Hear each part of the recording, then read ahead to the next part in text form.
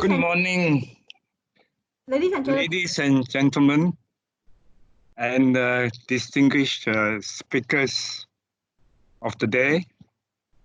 We are extremely honored and delighted to have very good quality representation from the Chinese independent school community. In particular, today we have Dr. Teoh, who is playing a very important, a major role in the reform agenda of DONG ZONG, and with the support of 62 Chinese independent schools. So this agenda for reform is extremely important in view of the urgency arising from COVID-19. So the reaction and response is not just to a short-term problem. The Chinese independent schools and DONG ZONG have, over the years, shown us that quality leadership, even with limited resources, can help to progress a community if there is dedication and discipline, and above all, resourcefulness. What really matters, as exemplified by them, is the understanding of how to respond to the changing context before, during, and post-COVID-19. Understanding the context and using new learned skills as they reskill themselves, upskill themselves, and having a particular type of mindset, understanding the values, the culture, and the changing environment. Give them this particular type of adaptive leadership. And it's not only adapting, but to adapt with agility. So today we have Dr. Teoh here and Dr. Chua, who is the principal of Chonghua, Malacca, and astronomer, and Madam Koo. These two senior executives with a vast experience in managing policy making, transformation at the school level, especially during this period, would give us useful lessons. In fact, yesterday, when I had some interaction with them, I was so impressed by the things they do, the minute details they pay attention to help their students. So we look forward to listening to you and to learn from the three of you. So now I invite Dr. Teoh to give your presentation. And after this, Dr. Chua, followed by Madam Bu, and we will have our discussion. We will stop at about 12:45 to 1 o'clock. You will have ample time. So, Dr. Teoh, we invite you to start. Okay. Can you hear me? Can you hear me? Yes. Okay, Yeah, thank you. Dr. Teoh. Thank you, Prof. Chan. Yes. Okay, thank you, Prof. Chan. And also Help University for having me here this morning. Okay. And I'm Teoh, representing DONG ZONG, to share with you some experiences for Chinese school. And good afternoon to Dr. Chua and Madam Bu, who are also speaker for this forum, and also everyone who are interested to know more about our experiences in Chinese schools. So let me share with you my slide so I can discuss about the content today. Okay, so my topics today is about Chinese schools education reform and online classes sharing during MCO.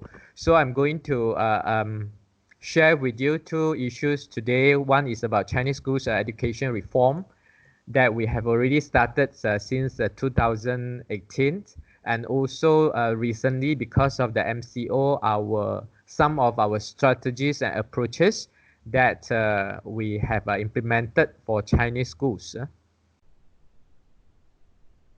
Okay, just very briefly to introduce to you about the independent Chinese school. Maybe some of you are still not very familiar with how actually this Chinese school operate. So actually there is a MICSS, we call Malaysian Independent Chinese Secondary School Working Committee, which is under DONG ZONG. And this working committee, we have several departments or groups that work on the curriculum developments. And we also work on examinations, which maybe you are familiar with about the United Examination Certificate, which is a UEC. I think maybe some of the students who have the UEC certificates who come to help university as well. And number three, we also organize teacher trainings for the teachers for the Chinese school. And the last one is a student affair, which we help students to get scholarship, and we also help the students to apply for the university in overseas. Okay, so these are some of the things that we do in this MICSS working committee. And actually, I'm one of the researchers for these groups, and my focus is more on curriculum developments.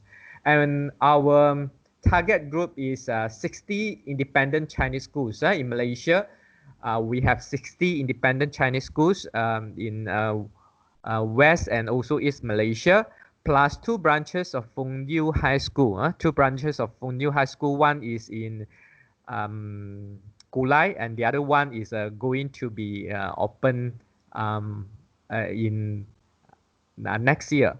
And another one school is Sekolah Menengah Chonghua Kuantan, which is actually a private school, but they are allowed to take our UEC examination. So we normally will say that our combination is 60 plus 2 and plus 1. And currently we have 80,000 plus students with us. And every year we have about more than 10,000 students graduate from our systems, which is they finish their senior 3 examinations, which they will go into the tertiary education. Okay, let me introduce to you as well the developments of independent Chinese school, how actually the Chinese schools develops. Actually, Chinese schools, we have there is a history background, but I'm not going to that history part today because we have only about 10 minutes for my presentation, so it's actually not enough time for me to go into that history. But I just want to straight away go into 1973, the framework of MICSS, because in 1973, that is the beginning where we start our own curriculum for Chinese schools. And we come up with the frameworks which come up with the structures for the curriculum, teacher training, and also examinations for all the 60 Chinese schools during that years. And from 1973 until 2005, actually in between, we still have a few more developments, but it's considered maybe the impact is not that strong. But in 2005, we have another important program called MICSS, Malaysian Independent Chinese Secondary Schools Education Reform programs, or we call 读中教改纲领. Okay, at that times we actually come out with more specific and detailed suggestion and proposal for the developments or character buildings of the Chinese school students. And come to 2018, we have come out with the education blueprint. 3 years ago, Malaysia Independent Chinese Secondary School education blueprint. And in this blueprint, actually, we have a few important issues that we have highlighted. And among these issues are, like, for instance, curriculum developments, teacher training, and examination, how to further make good of our examination. And we also touch on the IT, and also how to combine the technologies into classroom teaching. And we also talk about the school management as well. So these are the aspects that we actually discuss in this education blueprint. And if you are interested to know more about education blueprint, you can always go to the DONG ZONG website. Okay, the DONG ZONG website, you can just type DONG ZONG website, and you can actually, we have this education blueprint, English version, BM version, and also Chinese version, which is in the PDF format and allow you to download. Okay, what is the important things that we actually have done during this my CISS education blueprint? Basically, I just simplify it in 2 important issues. We identify the core problems before we head into the 21st century. Is how we the core problem is how should we educate our children in the face of future uncertainties. As we can see, for the last 10 to 20 years, the whole world, the requirements of the human resources actually changed tremendously. So in order to prepare our students to cope or to face with the future uncertainties, we come up with this blueprint to restructure the whole education strategies, so that we hope that we can prepare our children better for the futures. And the major reform for this MICSS education blueprint is we focus more on individual. Last times, the Chinese school curriculum is more to preparing the students. It's more to the issues of survival of the Chinese school, because at times we face a lot of difficulty to get the student, to get the funding, okay, and to train our teachers. But as all the way we move on, now we come to the stage that we have to focus more on cultivate and educate our students. So we are going into lifelong learning, holistic and characteristics developments in this education blueprints. Our main focus will be on this. So after this blueprint that came out in 2018, we follow by another important document, which is actually just been released during this COVID-19 in March. Okay, actually we sent out this master plan of curriculum reforms during this COVID-19 to all the Chinese schools. And what we emphasize in this master plan of curriculum developments, there are a few things I would like to share with you here. The first one is the curriculum innovation. We try to empower the school so that they actually can develop their own curriculum as well. Last time's curriculum developments will be very much centralized by DONG ZONG, and now we try to decentralize. We encourage the school to come up with their some of the curriculum that actually can plan themselves, and also can combine with the resources they have in the school surrounding. Maybe in the communities, there are certain uniqueness industry that actually can combine into their curriculum innovations and also developments. And the second thing is you focus on competency cultivation. We emphasize on the lifelong learning. We hope every schools have their own aim and also objective to be more focused on what kind of the characters and the quality of the students they want to cultivate. I think later on, Madam Bu and Dr. Suo will also focus this part, so when they discuss about from the school perspective. And the third one is uniqueness of learning environments. And this is what we try to encourage the school to do, because the relationship between Dong Zong and the 60 Chinese schools is not like we actually have no administrative power. Okay, we are actually like we are cooperate and also collaborate. We try to give some guideline, advice, and also come up with some strategies for the schools. And the school actually have a very strong autonomy to decide what kind of strategy they want to use. So therefore, we want to fully utilize this kind of empowerment, and we encourage the school to come up with their uniqueness of the learning environment. So it depends on the school culture.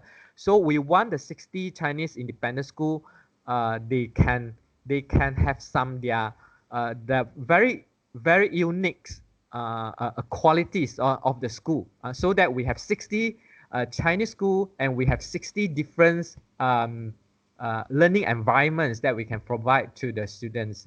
Besides that, we also emphasize on learner autonomy. This is very important during this period of time. We actually encourage, we call this a paradigm shift. Last times in Chinese schools, the teaching and learnings pedagogy that we use are more teacher-centered. And in these new developments, we want to come up with new strategies that we encourage the schools to implement or to start with a more learner autonomy approach in the teaching and learning approaches. And besides that, we also emphasize on communication and collaboration. We think this is very important, so that we hope that the teachers, the students will have more abilities on this. And the last one is community service. We also encourage the school to organize more community service program for the student, so the student can join in the community service. So these 6 are the important strategies that we use. The red color one is more to the administrations for the schools, and the blue color one is more to the cultivating of the students' characteristics. And very quickly, I would like to share with you about the online classes sharing during MCO. In Dong Zong website, we actually come up with this web page that we call 一起行动. The 一 here is actually refer to the pandemic that we face now. But when we put together in Mandarin 一起行动, it also means that we work together. Okay, so it's actually pembelajaran tempo PKP or learning during MCO. And what we have actually done during this about 2 months, okay, and we have I categorize it into 3 types. One is a general public talk, and we have a broadcast through the FB Live and also Zoom. Until today, we have 14 general public talk. We invite the speakers from Hong Kong, from China, from Taiwan to share their experience and also their thought, and also some of their suggestions about what we should do during this learning during MCO. And all this live is actually open for publics. Besides that, we also have 10 FB Live and Zoom for teachers to train our teachers. And the last one, we have students. We have online class for the students, which is actually organized by the teachers. The teachers open their classroom and they broadcast it through FB Live. And the students from every Chinese school can join in this classroom, and they learn from the teachers from other Chinese schools. So far, we have 10 FB Live for this FB classrooms for the students. And the last one that I want to share with you is, besides all those classrooms, we actually also have sharing of resources, and we invite the school to share their resources among the Chinese schools. So far, we have already collected 703 copies of a video clip that they're willing to share with us, but this one is not make it publicly. We have a Moodle system that all the teachers can actually come to our Moodle system and get this video clip to help them in preparing their lesson. And we also collected 244 copies of lesson plan that they can share among their colleagues in other Chinese school. And besides that, we also collected other teaching resources like maybe some reading materials and so on and so forth, about 198 copies that they're willing to share with other school teachers. Okay, so this is my sharing with you. Okay, and if you have anything, we can further discuss. when we come to the Q&A session. Sir, thank you.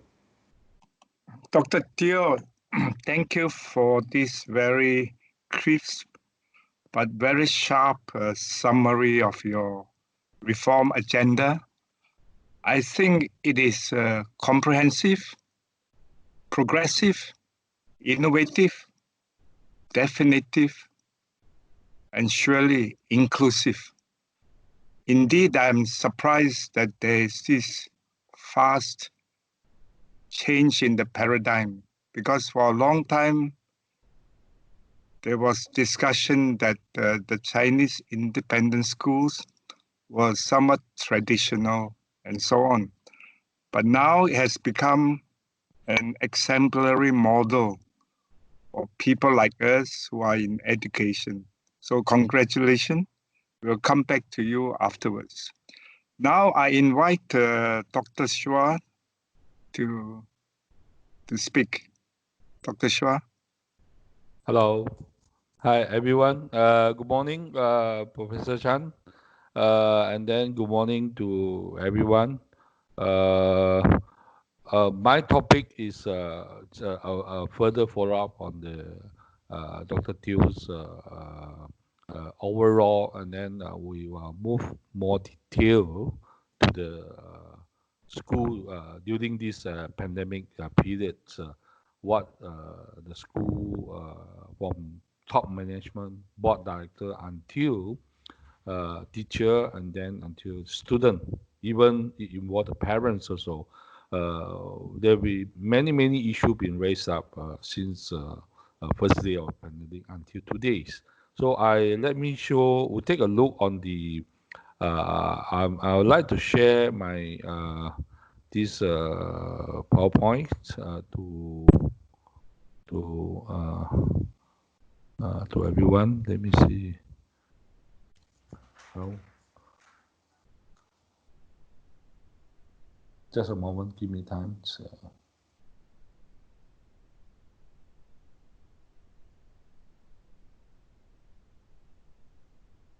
Oh.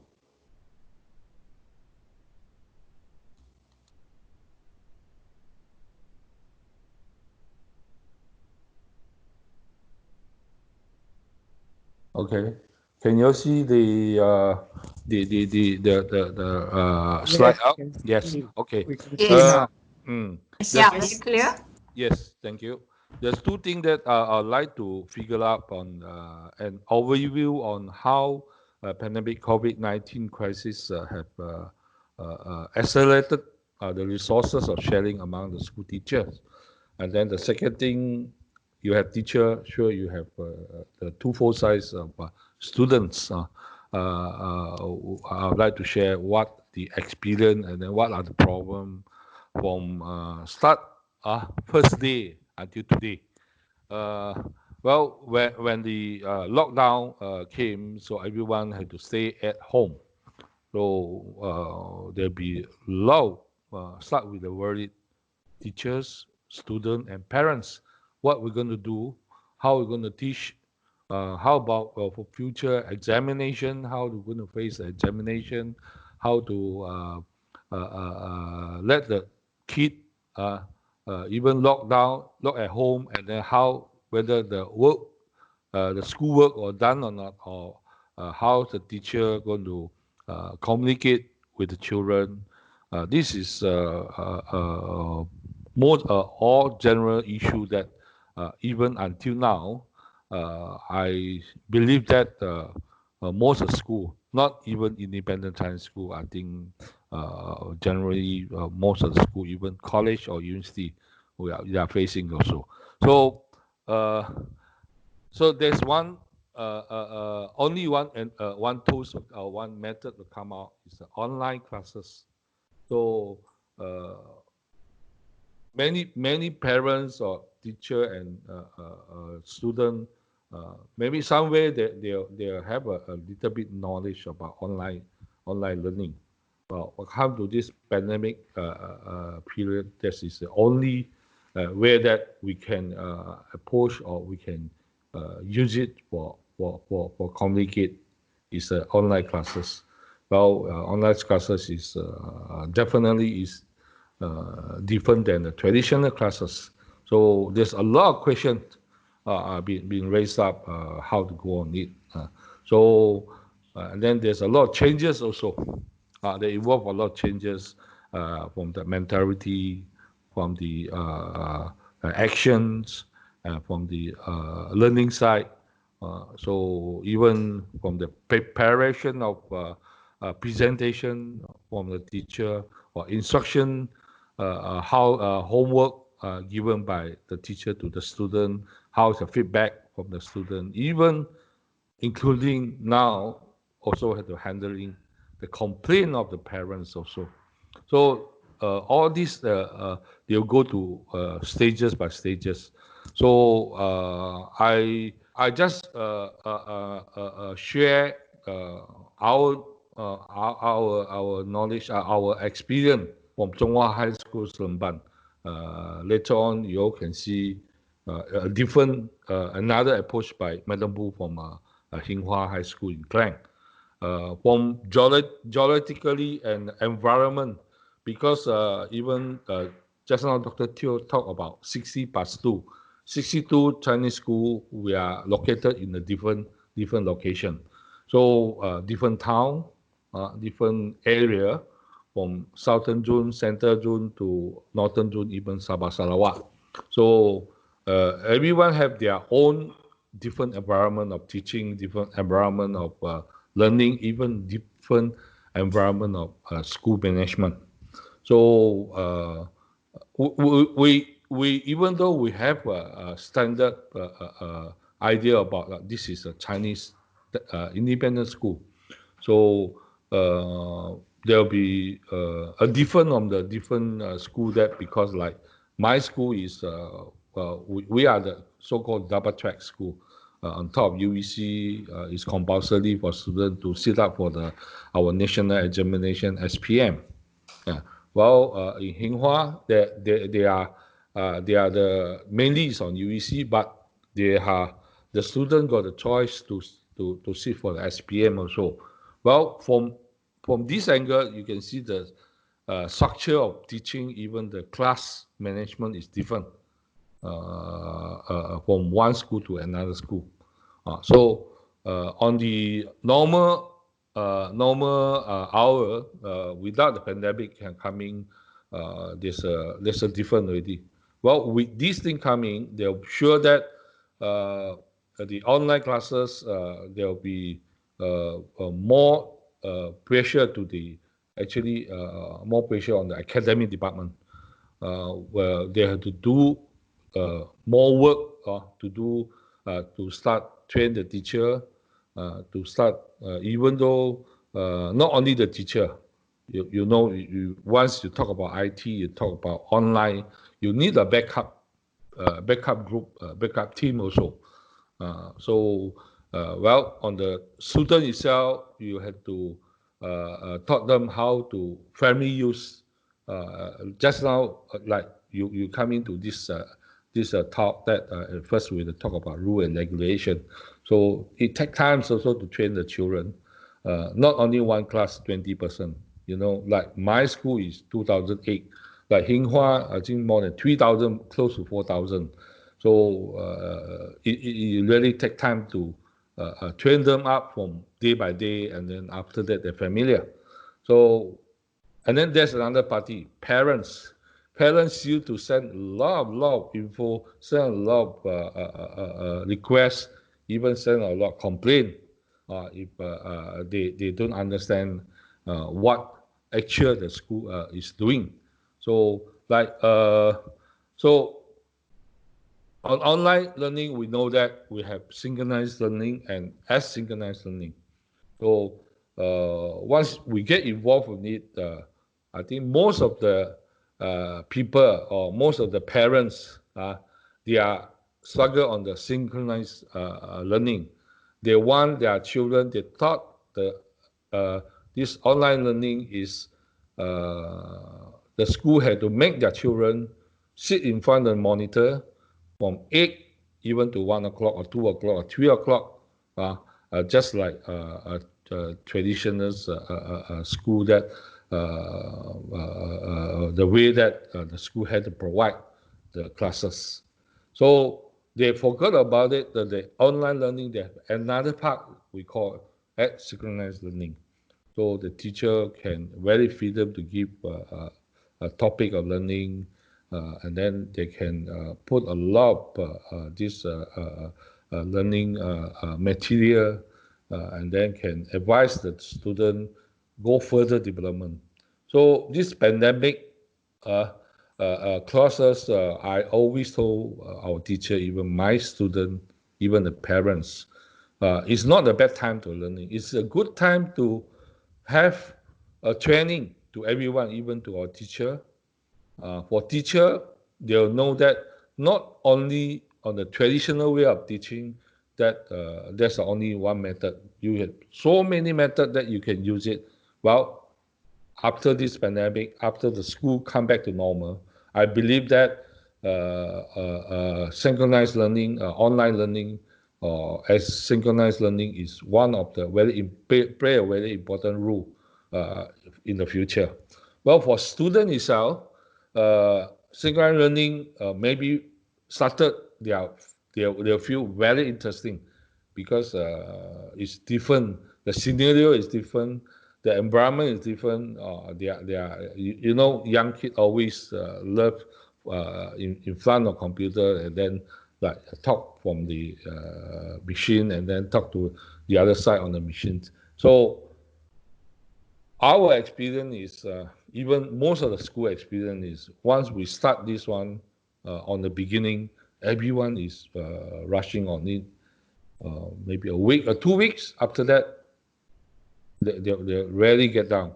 So once they really get down, the teacher will be, you can't see the effectiveness. So the first, there's a person worried is the teacher itself and then the parents. So the teacher side will be try to implement another new method. They try to change, modify the way of teaching. So that is a time that the time lapse that the synchronized learning, like my school, we start from scratch. Later on, I'll show you from stages to stages what are the synchronized classes that we progress on it. So once the teacher know that this is not the only way to provide the teaching or the transform the knowledge to the student, they'll try some other way to do it. Well, on the parent side, they'll keep pressing school.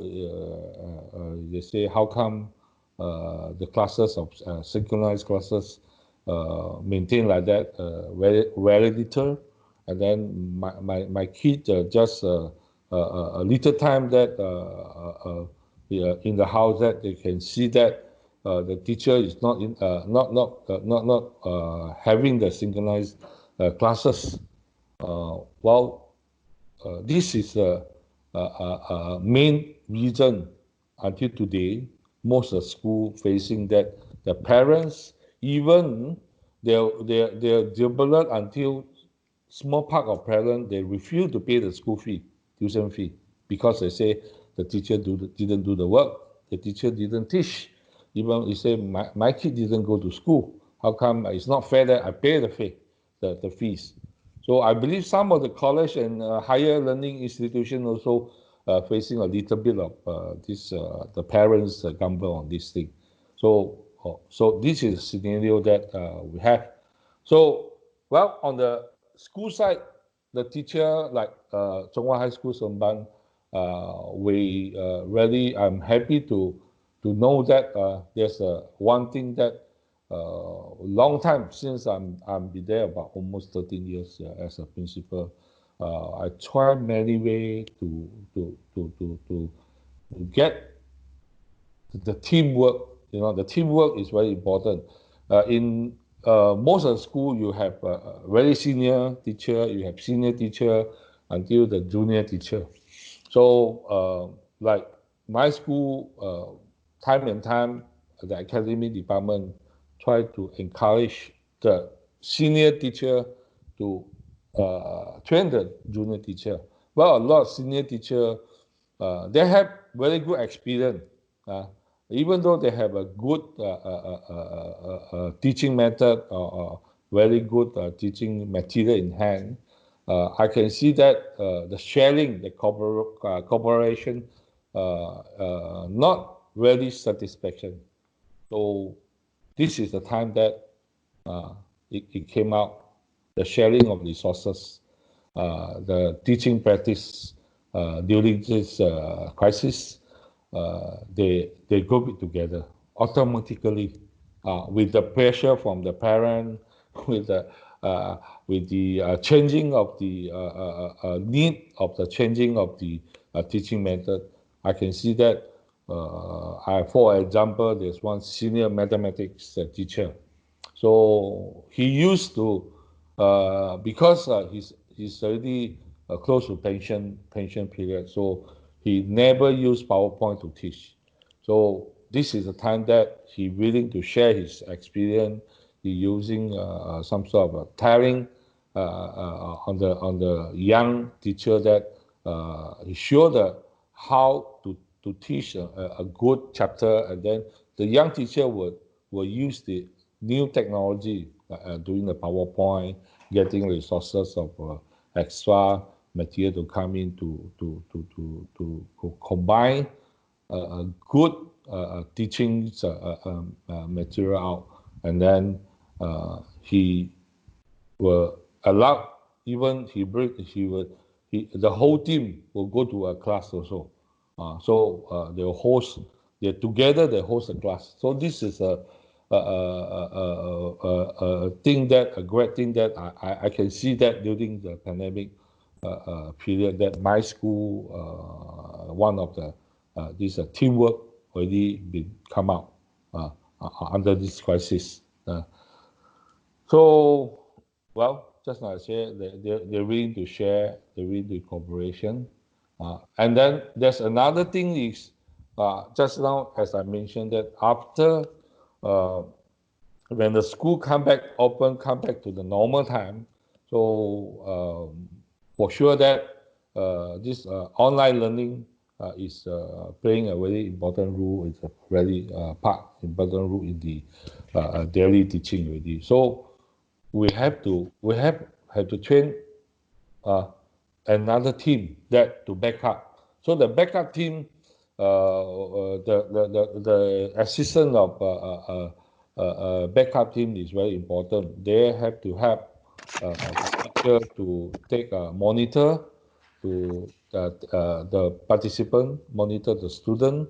They have to help the teacher to dissect or build the teaching material, and they can help the people to the teacher to host the whole classes.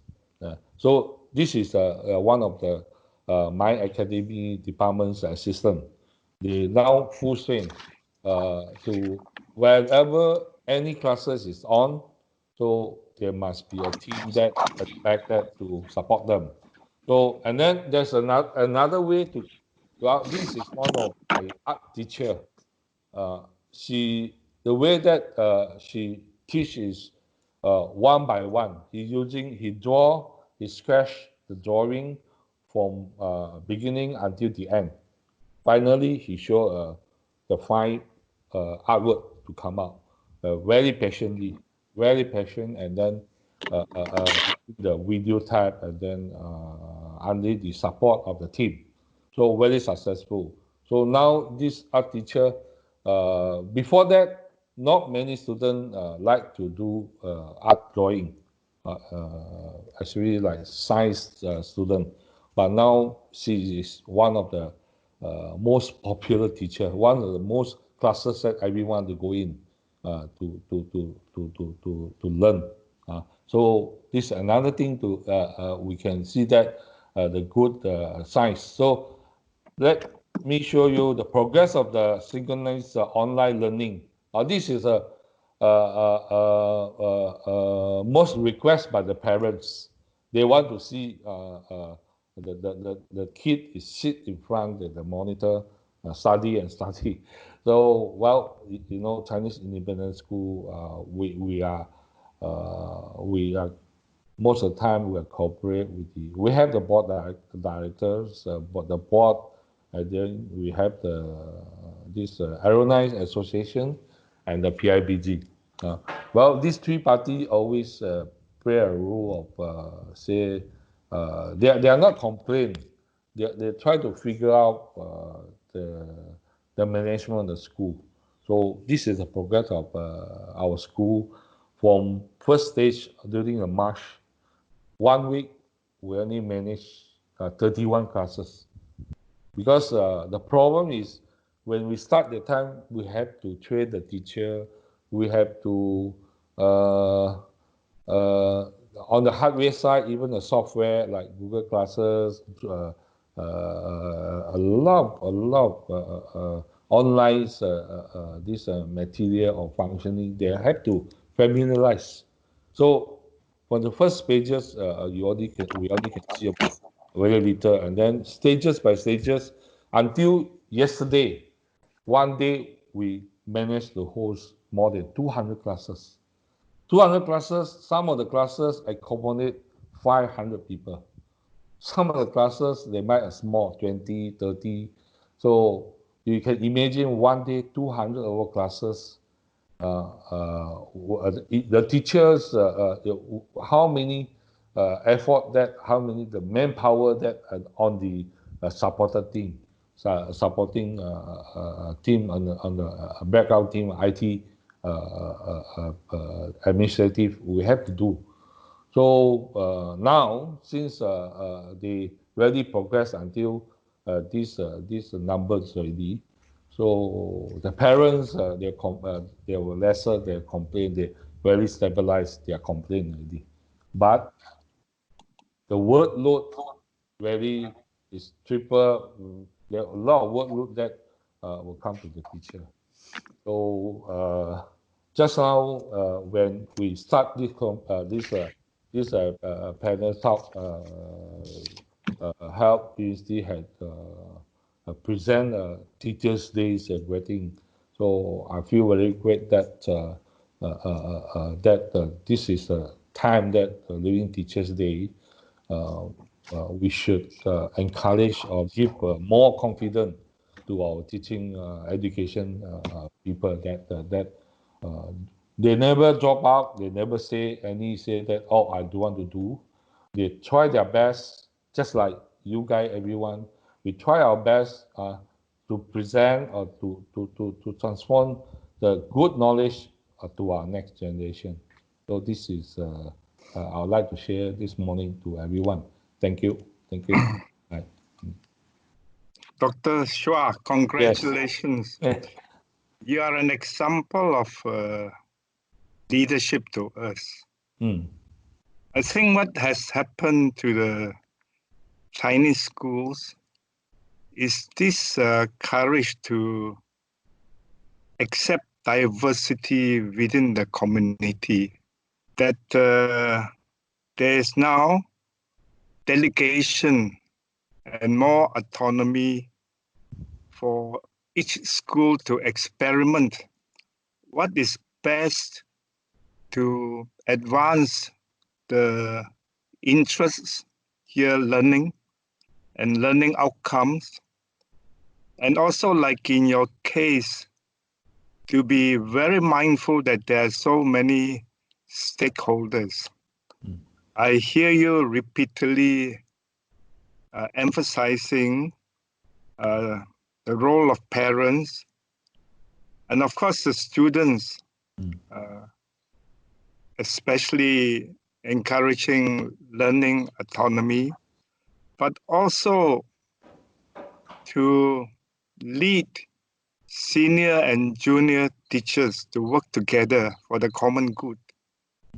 So some of us think that this is a very good example of what is called design thinking, that we should experiment, but it does not mean that diversity cannot come to some emerging powerful ideas after all the prototyping and so on and so on.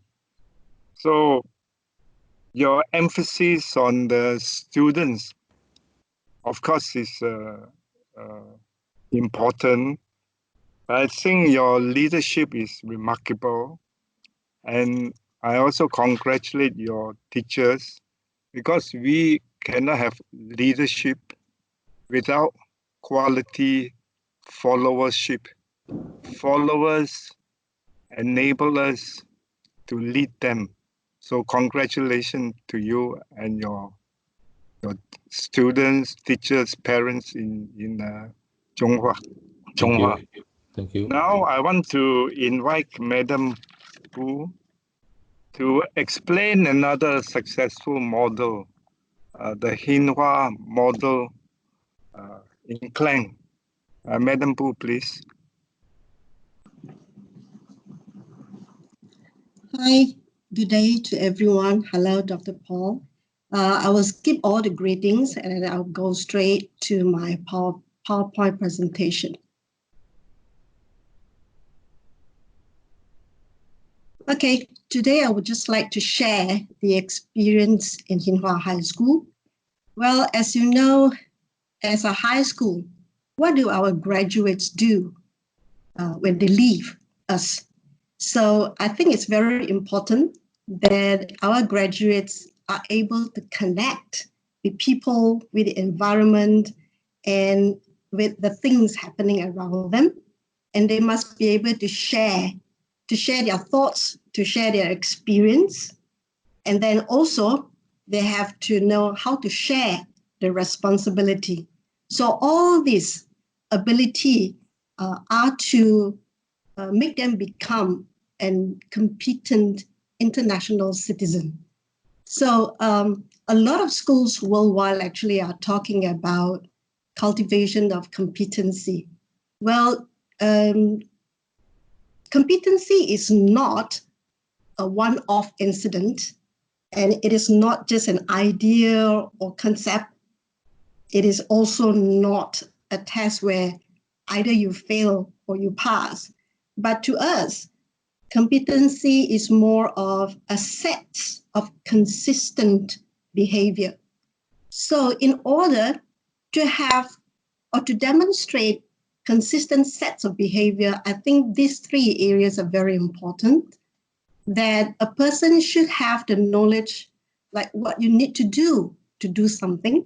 And then you must also have the ability to do it, not just to do it, but to do it well. And then the right attitude, the way of thinking needed to do something well. So I would just like to take this as an opportunity to share with the listeners here on how we at Hinhua High School promote the competency of critical thinking based on the knowledge, attitude, and also the skills needed. Okay, so take this as an example of how we cultivate the competency of critical thinking. In 2016, we, at the English Language Center, we launched a research project where all our Junior 1 students, Junior 1 meaning the 13-year-old kids who joined us during their first year. So we start the Junior 1 students with a research project. Now, this is a one semester long project where students actually will be taught on how to write a research paper with a very, very basic skeleton, meaning they will have to write 5 paragraphs covering introduction of their research, and then they have to set 1 or 2 research questions, and then also they will have to do some data collection using G Suite, Google Form. And then they will have to learn to analyze meaning they have to learn how to interpret the data that they have collected. For example, 55% of my classmates sleep after 12 midnight, for example. So these are actually very good use of descriptive sentences in English. And then at the end of the research project, they will have to write a conclusion. Now, the reason of implementing this research project is that we believe everyone actually has your own sets of initial belief on certain things. But then critical thinking is about listening to other people's opinion. And then after that, what other people think may challenge your own sets of belief. And then there will be, a circle going on. Is what I believe correct? Is what the others believe correct? What are the differences? Or is there any common area? So this actually helps students to challenge their beliefs.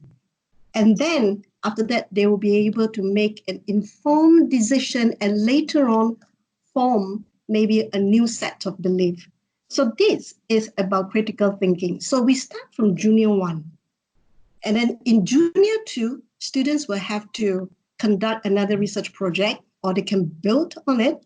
But this time, we will add more requirement to that other than what they have learned or done in junior 1.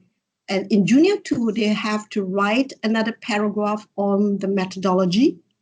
And then at the end, in the conclusion, they will have to make recommendations on their findings. So ability, or what we call skills, are building up, all right? And then when they go to junior 3, again, they will start another project. But this time, we require the students to do a little bit of extended reading, because you can't just base everything on what you know, but you will have to listen to what other people have said or what other people have researched on. So there is an extended reading, and students will have to write out the reference. So we are also teaching the students on respecting the ownership of knowledge. All right, so throughout the 3 years in junior years, students learn the basic concept and the necessary skills to write a simple research project. So in junior sessions, their research project can be only 5 paragraphs, 6 paragraphs, which range from 200 to say maybe 400 words essay. So this actually serves as a very, very good beginning for them to have a research mind. Now, these skills in the junior sessions are transferable. Though we are using it in the English language teaching, but the skills and knowledge are transferable when they go to senior classes. The same set of skills and knowledge can be applied when they have to write a biology project, when they have to write a social science project. So at English Language Center, we don't stop at junior 3. Because our students, when it comes to English lessons, are divided according to their proficiency level. So we do have students who will do EAP, English for Academic Purposes, when they reach senior 2. So in EAP classes, students again start another research, but this time, building on what they have learned in the junior sessions, they now have to learn how to do a literature review. There is a chapter specifically on literature review, and it is during the literature review that we teach our students with the referencing system, APA, for example. All right, and also they have to create a list of appendix, and again, this is also to teach our students the respect to ownership of knowledge. And then before our students graduate from Hinghua High School, that means in senior 3, we have a small group of students who are actually quite advanced user of English. They will do EAP 2. EAP 2 actually is a very, very complete, a large scale research that the students will have to produce. And they actually improve on all the knowledge and skills that they have built up throughout Junior 1, Junior 2, Junior 3, and in EAP 1. So the process of this learning of 6 years at Tsinghua High School, actually we get to see the students complete not only a 200 words essay, but before they graduate from Tsinghua High School, they will be able to write a 6 chapters research paper, which actually may end up with 1,500 words of research paper. And then at the end of every level, when they complete their research project, we actually conduct a research showcase for students to display their research findings through posters, through live Q&A, on-site Q&A sessions, where we open this showcase to all the students in the school. So again, they will have to face their readers, and then they will have to answer questions, or they will have to take challenges posed by the listeners or the viewers. So this research showcase actually gives our students an opportunity or a platform to talk about their research and also to challenge again themselves on whether their findings are valid. So this research showcase are held every year, usually in July, but this year I think we will have to make changes to that. The whole process of this research project, actually, we are preparing our students for their tertiary education. So all the Tsinghua High School students will graduate with knowledge and skills on how to write a research project, which is an essential skills needed in tertiary education, in universities and in colleges and all that. So by doing this, what kind of competency are we building here? We are actually building not only their critical thinking mind, we have also cultivated their ICT literacy, because throughout the project, the research project, everything is done in G Suite, in Google Drive, all right? And it is a group project that the students learn how to collaborate on a piece of project. They learn how to share the responsibility, and also they learn how to communicate, because it is a project by a group of 5 members. So they will have to come to common agreement on a lot of things. So communication happens, collaboration happens, and also ICT literacy definitely is cultivated. And of course, like I said just now, our ultimate aim is to cultivate the critical thinking skills. So a lot of competencies are built upon this research project. And as I mentioned just now, it is transferable. So Tsinghua High School students actually have a basic framework of how to do research project. No matter which subject teacher asks them to do a project, they know most of the thing. It's just that different subject teacher may have a different sets of requirement. So I think research project is a very, very good method to cultivate a lot of so-called 21st century competency. All right, so moving on, how do we actually implement it, or how do we make sure that it works?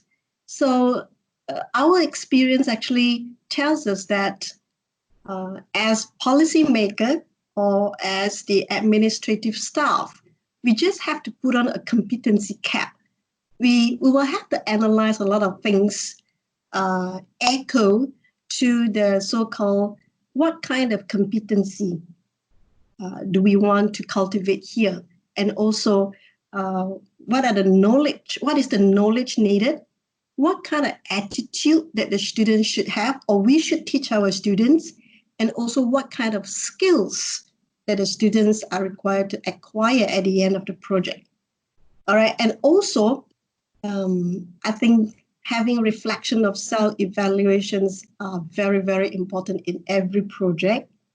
And of course, everyone, if you go online and then you go Google search, there is a long list of competency that a school should develop. But then I don't think we can cover everything. So as policymakers, we just have to be very, very selective and then focus on the competency that you want to develop. So based on what I've shared just now, cultivating students' critical thinking skills, and because it started in 2016, our students in Senior 2 and Senior 3 right now, they have been through the whole process. And even with the Junior 2 students actually have gone through a very basic experience in Junior 1. So the competency that the students have required actually are well reflected during the MCO period, because all the students, I would say, they will have no issue with the ICT skills. They are not getting ready for it, but they are already ready for it because they have already known how to deal with Google Classroom, how to deal with Google Drive, how to answer or how to set Google Forms and things like that. So when it comes to skills, they are quite ready. And then they have been collaborating on their project all this while. So even during the MCO, during the home-based learning, students continue to collaborate pretty well. And also, with the critical thinking skills that they got to practice during the whole process, and this, during the home-based learning, during the MCO, is a good opportunity for them to reflect, because they get to experience different things. And then they also get to challenge their own study style. So maybe some students actually, from the student survey, we got to know that some students actually told us that they didn't know that it could be done. Learning could take place this way. So when they reflect, we also manage to form the learner autonomy among some students, not all, of course. So yeah, I think I will end my presentation now. If we have time, maybe later we can talk about how home-based learning is taking place at Hinhua High School. All right, thank you. Back to you, Dr. Chuan. Madam Pu, I must say that you are a very impressive personality, and as a teacher, Thank you. have great and deep insights about learning and teaching. And not only that, you are very creative to understand the minutiae, all the little details that must come together, the little dots, that should come together, and align them, execute them, and create a renewal for the student learning. I am very impressed, and I'm sure participants here too, that you have initiated this research-based learning and teaching. Many of us at the university and college level also discuss about the conduct of research or conducting research and translate them into the classroom. But you have actually executed this very well. And congratulations to you. Your emphasis on critical thinking is something that I would like to discuss with you also. Maybe we should have another session or a few sessions on this, because critical reading, critical writing, critical thinking, CRWT, is something that we emphasize at Help University. In fact, I would dearly love to have your students and that of Dr. Chua to join us. Now, this thinking about critical thinking has evolved in a very mature manner. It's a big discipline on its own, from critical thinking in the classical sense to the liberation philosophy of criticality as in encouraging the development of the critical being. One of our values in our 5-value culture is the courage to be, as in being, character development, as in becoming, to be, being, to be, becoming, as in competency development, etc., like leadership, professionalism, academic learning, and so on. I think other schools have so much to learn from you, Madam Bu, and Dr. Chua, and at the macro level from Dr. Teoh and what you're all doing. Now we still have some time. We welcome questions from the participants.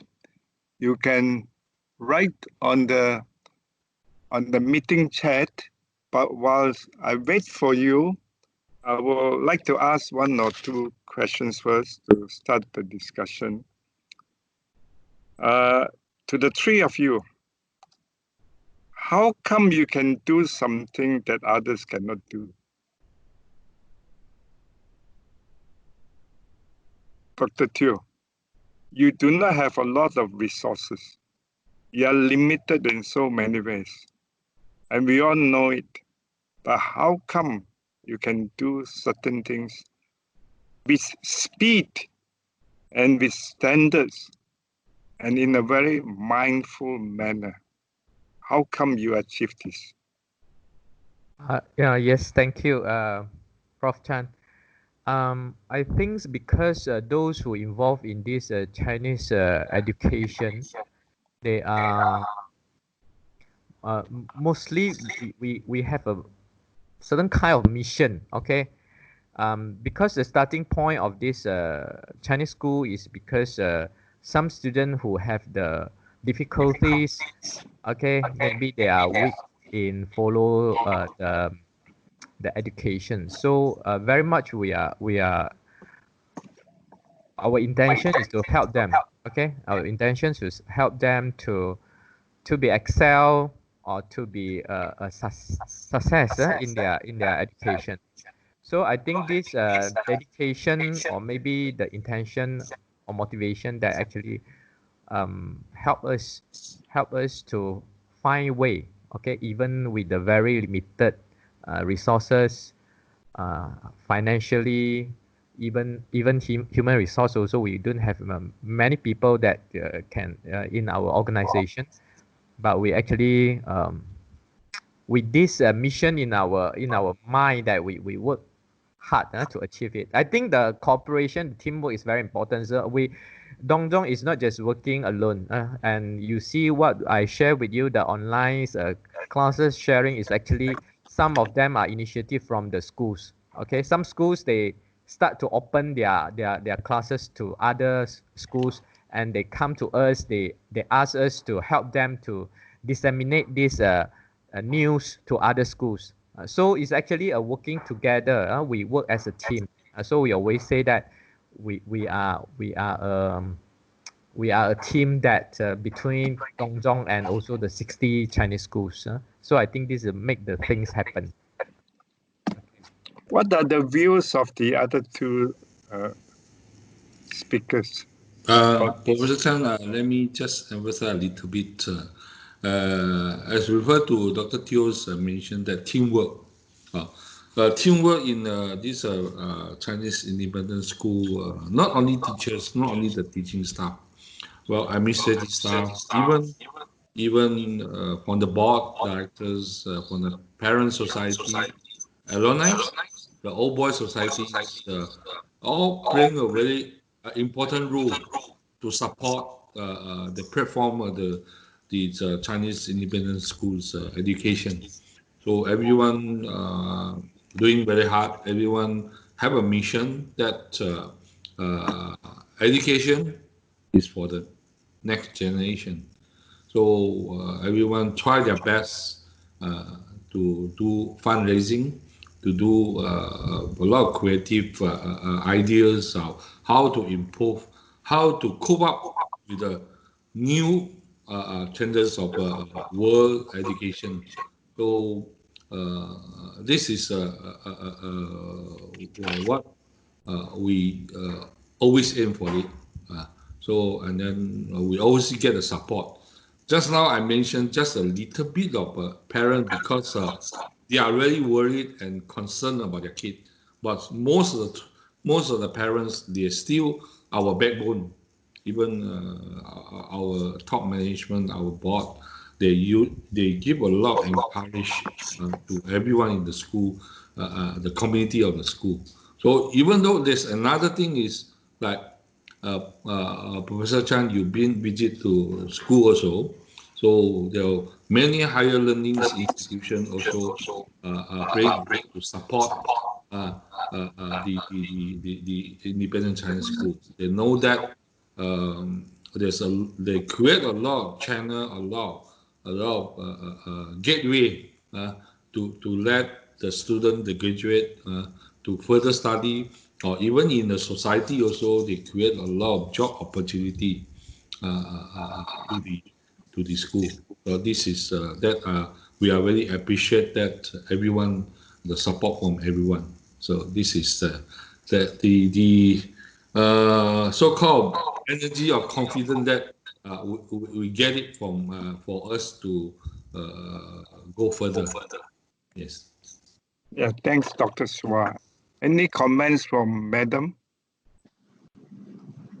Yes, I would like to add on a little bit, other than what Dr. Swa and Dr. Teoh has said. I can see from the chat that a lot of teachers are curious of how we could do it this way.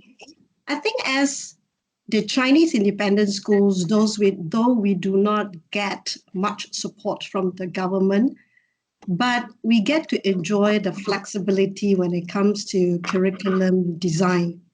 And because we are independent, so we actually got to go overseas and learn new things and try it out when we come back to our school. So I think the flexibility and the freedom to curriculum design actually make things possible for us. So I think this is one thing that we get to enjoy. I consider it as a privilege of a Chinese independent school. And also, I see that some teachers are interested in knowing how Hinhua High School deal with MCO. Dr. Chan, may I? Yes, please. Okay. Right. So at Hinhua High School, even before the MCO started, actually, we sensed that it cannot be that simple. So we don't respond to it. In fact, at Hinhua High School, we act upon it. We make it. We take this opportunity to make changes to Hinhua High School. So before the holiday started on the 12th of March, we held an emergency school meeting before everyone goes off. And this is a golden opportunity for us to act upon it. This is really the beginning of the journey. So during the school meeting, we alert our teachers that you have to get ready for home-based learning. And as I said just now, teaching using ICT is not something very new to our teachers. In fact, most of our teachers have been doing it in Google Drive. So teachers are actually alert and they were asked to get ready for it. So when MCO really started, we actually act very quickly. We sent out guidelines of phase 1 from 23rd of March to 31st of March. And I have to say that because the MCO is extended on a 2-week basis, it actually gave our school opportunity to reflect and improve. So in phase 1, actually, we quickly provided step-by-step instructions on online learning. For example, we provide them with video on how to use Google Meet, Zoom, recording video, how to do voiceover to your PPT, and using Google Form as quiz and things like that. We provided our teachers with a lot of help on this one. But of course, we cannot do this face-to-face, so we try all our channels through emails, through our WhatsApp group. We provided teachers with all this kind of help. And at stage 1, at phase 1, it is up to the individual teacher to plan what they want to do with the home-based learning. And at the end of phase 1, we conducted a teacher survey and a student survey for feedback and suggestion. And this is very, very important because based on the teacher and students' feedback, we got to improve on phase 2. So when MCO is extended for another 2 weeks, we foresee, or from the students' feedback, that we get to see that some students actually didn't get to complete or submit the work in time due to the constraint of devices and connectivity. So we asked our teachers to provide 4 days for them to extend the deadline or for them to help our students to complete and submit their work. So this is very important because we want students to feel comfortable with home-based learning, that they are able to do as long as they are given sufficient time. And this is also a way that we cultivate the habit of being responsible for their learning. So you have been given the instructions, so you just have to do it. But then teachers' assistants are very, very important here. And also at phase 2, we encourage the teachers of the same level to discuss on the common content that all the classes of the same level should cover. And this is to avoid any possibility of unfairness when it comes to students' results, all right? Because after all, we have to produce first semester report cards anyway. So we have to make sure that students are progressing steadily based on some common content that all of them should do. But we also give teachers flexibility of things that they would like to develop. And then we specifically allocate certain days for students to, again, complete their work, submit their work, and a lot of online Q&A sessions to clarify the students' doubt and also to provide personalized attention to the students. And then in phase 2, we also allocated certain days for them to prepare themselves for school reopening, but unfortunately it didn't happen. So we progressed to phase 3, and based on the feedback that we got from phase 1 and phase 2, in phase 3, we made quite drastic changes. So instead of teachers giving them tasks and then just give them a deadline to complete, we actually come up with a subject-based timetable. As you can see from the table, on Monday and Tuesday for junior classes, only the teachers of these 4 subjects are allowed to disseminate learning tasks and to complete their task, so that students stay focused, that during these 2 days, I'm concentrating on these 4 subjects and I'm doing only work related to these 4 subjects.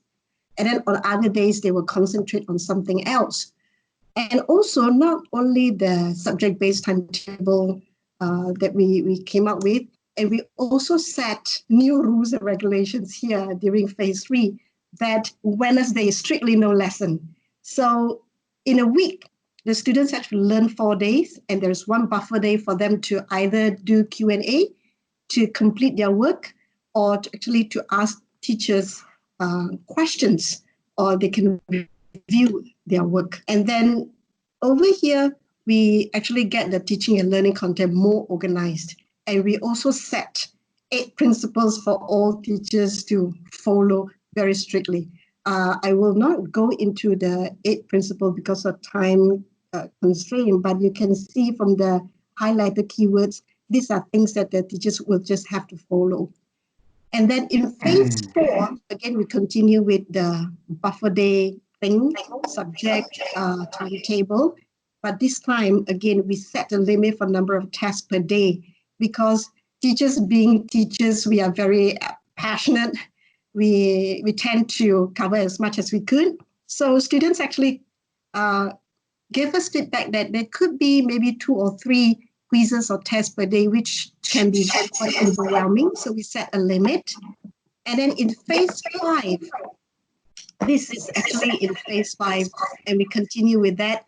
And at the end of phase 5, teachers will have to fill out a reflection survey, as well as the students. So students will actually have to reflect of their learning. Now, these 2 reflection surveys are very important for us to actually conclude what are the challenges that we face, and how we overcome it, and also how are we going to get ready for a new normal life when school reopen.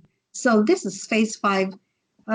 So other than learning the subjects, knowledge and all that, at Hinhua High School, we do much more than that. We have a Google Classroom for appreciation and learning of art, music, sports. And then we have programs to promote mental health. We even have our own radio program this time. And then all the clubs and societies, because the students don't get to meet, but they continue with their activity online. And then also our higher education placement department also hold online sharing. And then there are a lot of workshops coming up for our students next week, after Hari Raya. And we also have special issues of newsletters. So we actually do not want to waste a crisis. We turn this crisis to a lot of possibilities. So the actually takeaway from this home-based learning is that definitely teachers learn new skills. And most importantly, the students get to experience a flipped methodology, because a lot of teaching resources are given to the students before they actually meet in Google Meet. So the flipped methodology is experienced here. And from the students' point of view, students actually told us that some of them actually got to learn better at home. And then they have more time to think and reflect. For some students, the time management skills have definitely been enhanced. So this is some of my sharing. Thank you. Back to you, Dr. Chan. Yeah, Madam Bu, I noticed a statement you made, and there's quite a sharp observation that you are not stifled by over-regulations, shall we say. And therefore, you know how to make good use of this freedom to innovate. And that's very important. Over-regulations cannot help us to be entrepreneurial. Now, this morning we have more than 158 participants, and they have numerous commendations for the 3 of you, high praises for your presentation, views, insights, and so on. We have a couple of minutes left, and I want to end this by asking 2 very simple questions. We can make it brief. Which are the countries that you learn from? Finland, Singapore, China in particular is experimentation into the AI world. Incidentally, they teach AI to 5-year-old kids in China. And the second question is, can what you do become a model for other countries? So first, whom do you learn from? Second, can you be a model for other countries?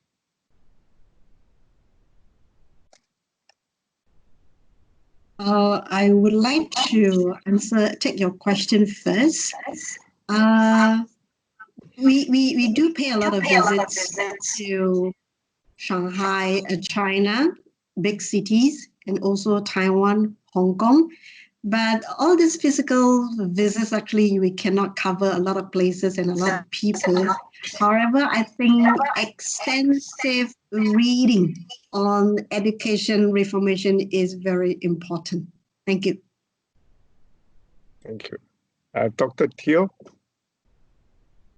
Yeah, actually, as what I share with all of you about the education blueprint, we actually refer to many countries, like for example, Hong Kong, Taiwan, China. We also refer to the curriculum in Singapore and also IB. Okay, all this is our reference when we do our education blueprint.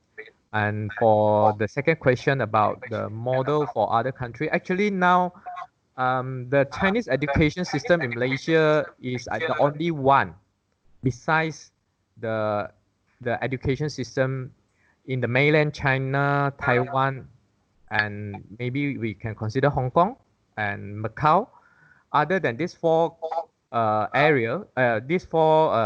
region or country, Malaysia, we have a complete Chinese education systems in the world. So actually many countries come to Malaysia and visit us just to want to know about our experience. Like for example, it's Indonesia, Philippines, Thailand. So we actually, for this education system, so far we already show some model to all these countries on how we can achieve this success so far. But of course, we are still working very hard to ensure that we can further enhance our qualities. Okay, thank you. Dr. Swa? Yes. Well, in terms of a globalized approach from many countries, we in independent Chinese school, we have many visitors from foreign countries, from abroad, from Asia, from Europe, from Australia, from UK. So we cooperate, and then we intercommunication with them, and then we learn, and then even though sometimes we have a group of principal, or we send a group of people, we visit, like we go to Korea and then UK, and then we get the best thing, that we come back, we localize it, and then there's another part of sharing or bringing in the new creation idea is every school, they have their their graduate. They study in abroad in many countries. When they come back, they'll share. They come back to the school. They'll share the scenario of the country that they're running in the higher institute. That they bring back a lot of idea. So this accumulation of time and the accumulation of knowledge and experience is one of the reason that we can build a new models for Chinese independent school. Yes. Thank you so much to the three of you, Dr. Teoh, Dr. Swa, and Madam Bu, and all the participants. So today we have some powerful lessons, but the most important, I think, is that when there is an opportunity, shall we say, carpe diem, seize the opportunity and do it as a team, as in collaborative leadership, being mindful of our outcomes and being inclusive so that all stakeholders have the ownership and the commitment. Congratulations to all of you. Thank you so much.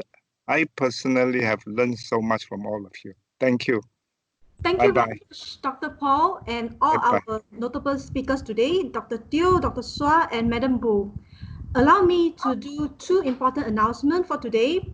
First of all, I would like to invite you to scan the QR code for our evaluation. That will be helping us for better improvement. And also,